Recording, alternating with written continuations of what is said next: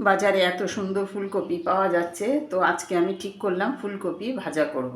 তো তার জন্য ফুলকপিটাকে আমি এরকম ছোট করে কেটে নিয়েছি, নিয়ে আমি একটু গরম জলে নুন দিয়ে ভিজিয়ে রেখেছি। তো সেইটাকে ভালো করে ধুয়ে আমি জলটাকে ভালো করে ঝরিয়ে নিয়েছি। তো আগে ফুলকপিটাকে আমি ভেজে নেব, তারপরে কি কি উপকরণ লাগছে সেটা আমি রান্না করতে করতেই বলবো। তেল গরম হয়ে গেছে, ফুলকপিটাকে আমি নুন হলুদ দিয়ে ভেজে নেব। দিলাম নুন, দিলাম হলুদ গুঁড়ো, ভালো করে মিশিয়ে নেব, মিশিয়ে ভেজে নেব, একটু লালচে লালচে করে ভেজে নেব। ফুলকপিটাকে ভেজে তুলে নিলাম। সেই সাথে কড়াইয়ের মধ্যে একটু তেল দিয়ে সামান্য একটু পেঁয়াজ কুচি দিলাম। পেঁয়াজ কুচিটাকে একটু ভেজে নেব।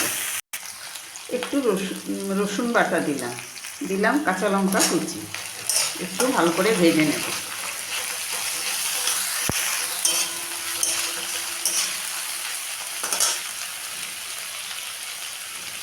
দিলাম কয়েক পিস বোনলেস চিকেন।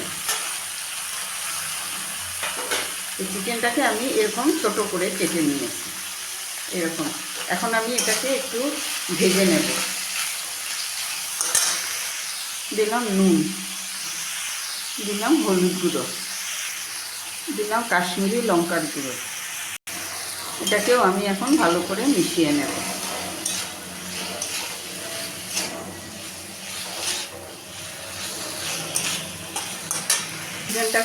চিকেনটাকে ভেজে নিলাম। এখন আমি ফুলকপিগুলো মিশিয়ে দিলাম, দিয়ে এটাকেও আমি চিকেনটার সাথে ভালো করে মিশিয়ে আরেকটু ভেজে নেব।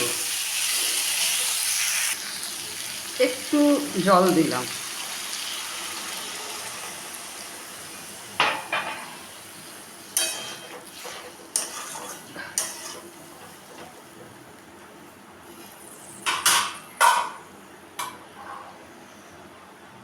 কিছুক্ষণের জন্য ঢাকা দিয়ে দিলাম।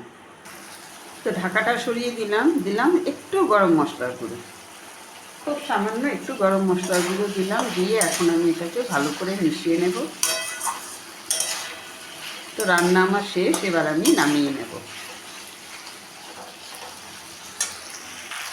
একটা উপকরণ আমার স্কিপ করে গেছে, দিলাম খানিকটা ধনে পাতা, দিয়ে একটু ভালো করে মিশিয়ে নেব। তো ফুলকপি চিকেনের রেসিপি নামিয়ে নিলাম। তো ডিনারের জন্য সবসময় একটা চিন্তা থাকে আমাদের, যে রাতে ডিনারে আমরা রুটি দিয়ে কি খাবো। আচ্ছা ঠিক আছে, আজকে একটু ট্রাই করে দেখলাম নতুন ফুলকপি, সেই সাথে চিকেনের সলিড পিসগুলো পড়ে থাকে। আচ্ছা এটা একটু ট্রাই করে দেখলাম। তো টেস্টটা ভালোই এসছে, আমি একটু ট্রাই করলাম। আর তো আপনাদের কাছে আমার এই রেসিপিটা কেমন লাগলো অবশ্যই আমাকে একটু কমেন্ট করে জানাবেন।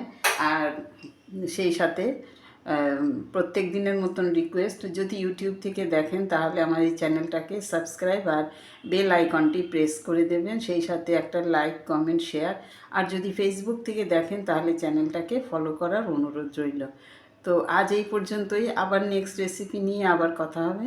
ভালো থাকবেন, সুস্থ থাকবেন।